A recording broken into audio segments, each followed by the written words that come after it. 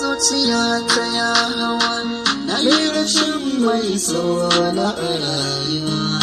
dai kukan zuciya da ya fi idanu na zubarwa,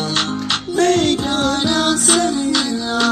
barki yau gashi na shige dimuwa, da za ki zo gurina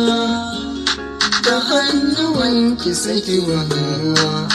Dubi kuka nake yin cikina ya yi sanyi cikin rayuwa, ya zan yi niya